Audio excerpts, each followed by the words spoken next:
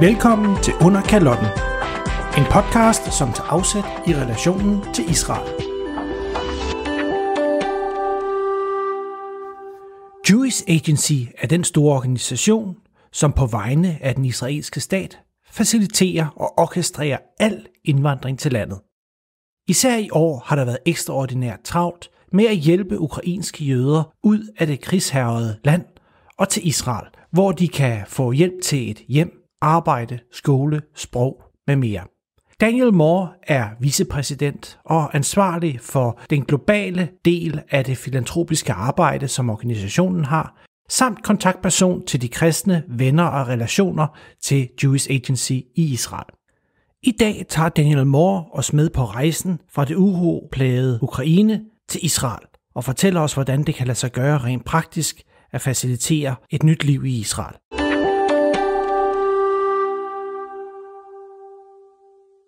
It's very special for me to come all the way from Jerusalem, Israel, and to be here with you, and to know that as far from home I might be, I can feel very close because I'm among friends.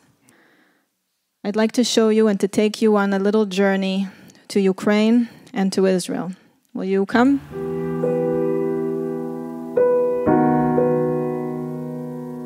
When the war started, we didn't have to start from zero because we were there. And we had to move at a moment's notice to the very basics of saving lives. Our staff had to come to be dispatched around the borders of Ukraine to arrange passage, to send in buses and vans, to bring them across the border into Poland, Hungary, Romania, and Moldova. Never again will there be a Jewish person that wants to reach safety and that the doors and the borders of the world are closed to them.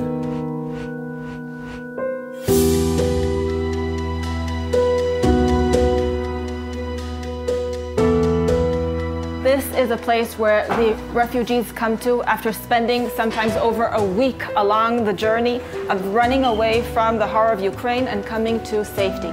Literally overnight, we had to open some 14 shelters in which these refugees could receive safety, 3 meals a day, loving kindness, and they received a future.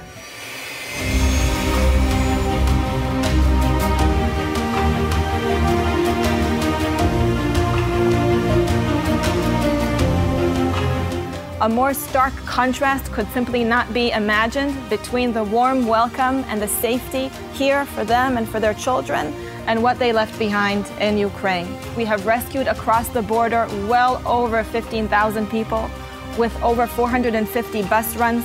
We have welcomed here in Israel nearly that entire number. Here on First Home in the Homeland, we have been able within days to expand our reach and to welcome 130 refugee families to start a new life in this kind of environment. We have been rescuing and bringing our people home since the very first days of the war. We are continuing now, and we will continue until all who wish to find shelter will find it here in Israel.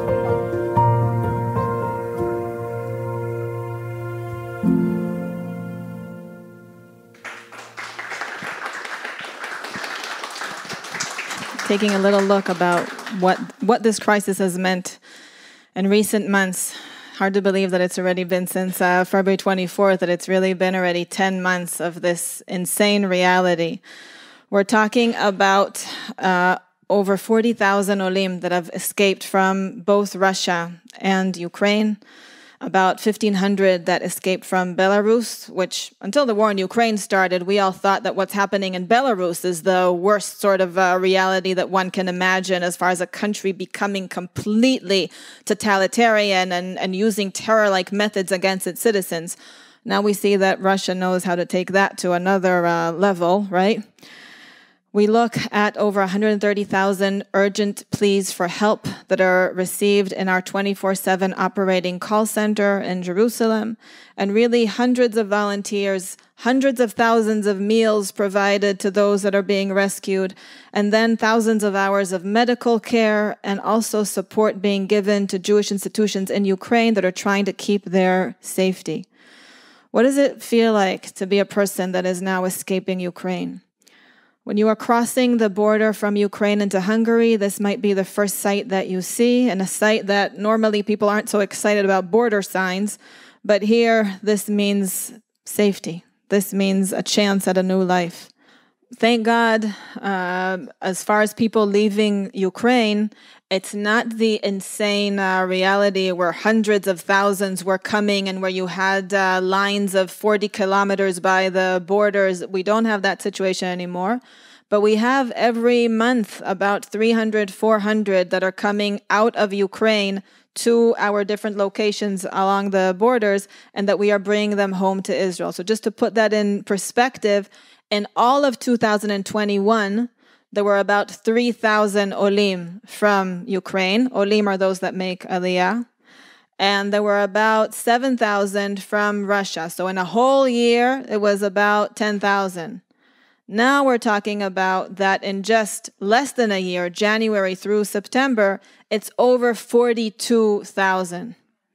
So what we see with Russia is that this will continue very strongly.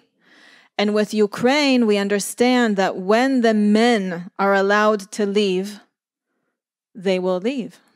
And when families don't have to make the decision of whether they are leaving behind the son, leaving behind the husband, where they can come as a family unit, more will come. So we see this crisis as unfolding still. We don't know what is we can understand what is the end game of Putin, but we don't know where he will stop.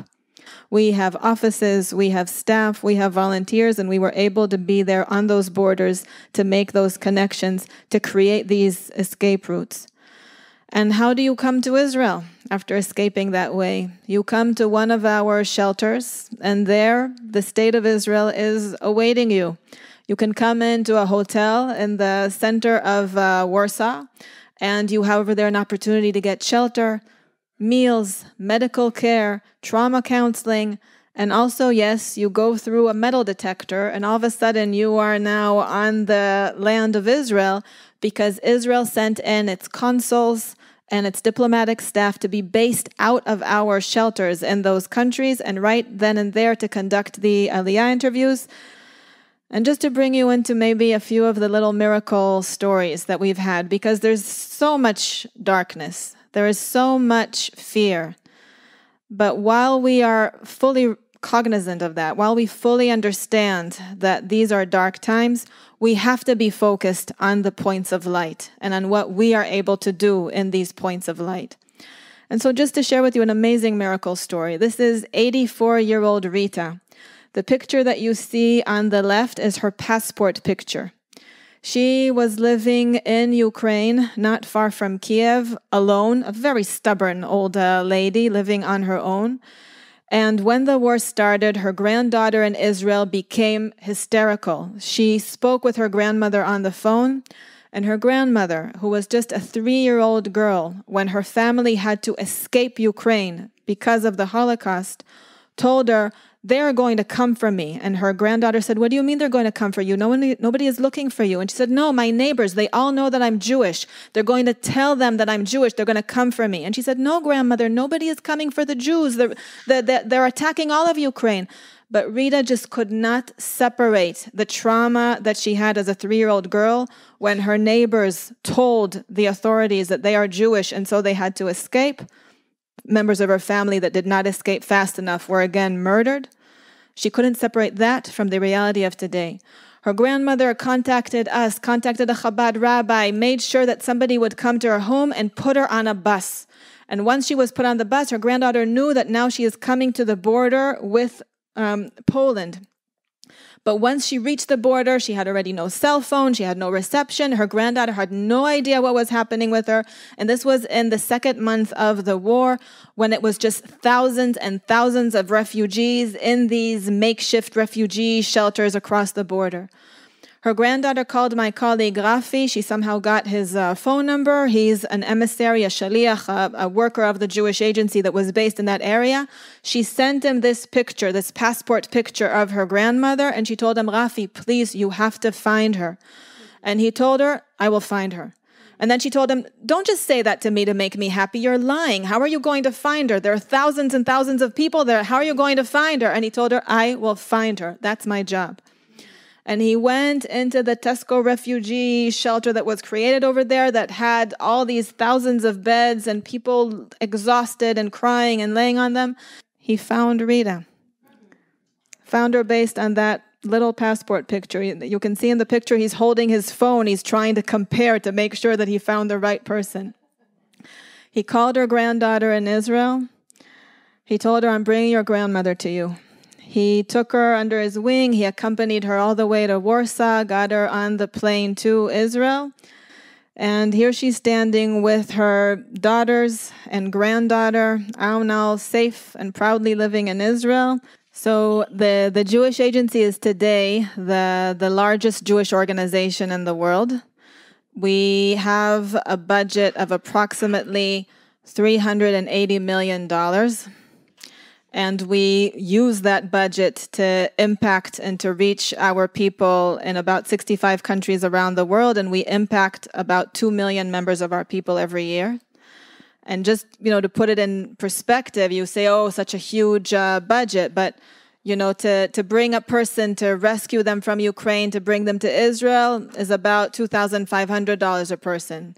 To give a person a new start in the land so they can learn Hebrew and have an apartment where they can live in is about $5,000 a year. To give a child that made Aliyah from Ethiopia the opportunity to close educational gaps and to learn and to be part of society is about $500 a year. So huge budget, and then there are people behind it. The government of Israel partners with us on specific projects. They don't give openly, they give to specific projects, and it's about $130 million a year. Now, when we look at the situation in Ukraine, for example, and Russia, the government says that most of the costs that have to do with building a life in Israel, they will carry, but we carry the costs that have to do with the rescue and with the Aliyah.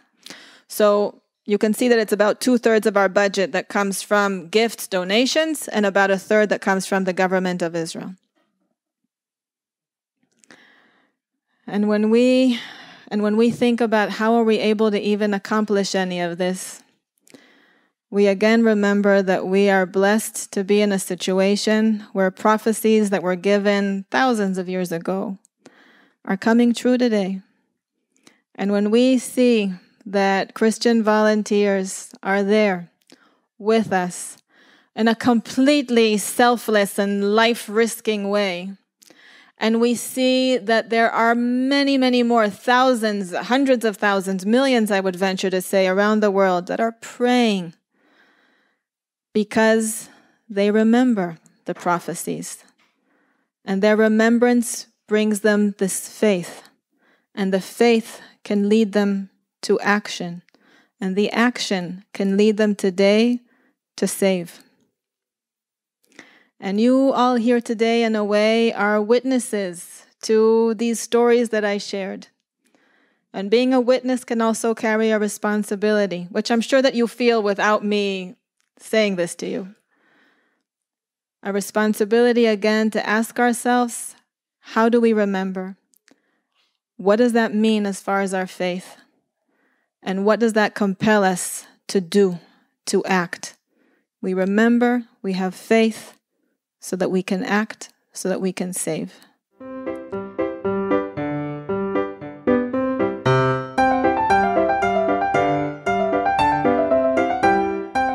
Det sproglige hjørne. Shalom og velkommen til det sproglige hjørne. I dag vil jeg tale lidt om penge, og det hebraiske ord for penge er kesef. Penge og velstand er generelt set i Bibelen et udtryk for Guds velsignelse. Men samtidig er der også mange advarende ord om, hvad penge kan gøre ved vores hjerter. Paulus siger for eksempel i 1. Timotheus kapitel 6, vers 10, for kærlighed til penge er roden til alt ondt. Drevet af den er nogen blevet ført bort fra troen og har voldt sig selv mange smerter. Det er interessant, at det hebraiske ord kesef, kaf, samme pay, også er samme rod som ordet for at længes efter, som hedder kasaf. Penge er altså et sted, hvor mange af vores længsler er deponeret. I ordsprogenes bog er der mange ord, som siger noget om, hvad der kan ske, når vores hjerter gribes af penge. Ordsprogene 1527 siger, den pengegriske bringer sin familie i ulykke. Her er det hebraiske ord batzar, som bruges om det at være pengegrisk. Og det betyder at være grådig, men også at skære i stykker og brække af og ødelægge.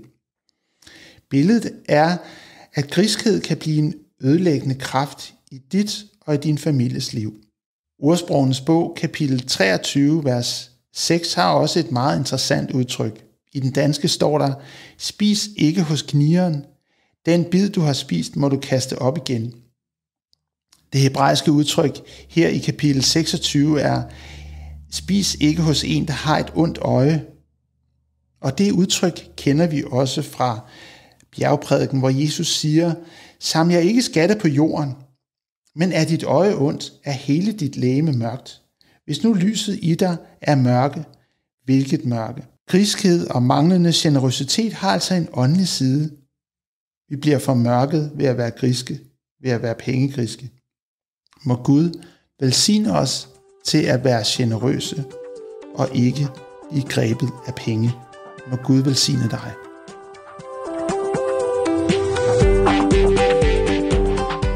Du har lyttet til en podcast fra ICEJ Danmark. Ønsker du at vide mere om organisationen, kan du gå ind på icej.dk. Her er der også mulighed for at støtte organisationens arbejde og denne podcast.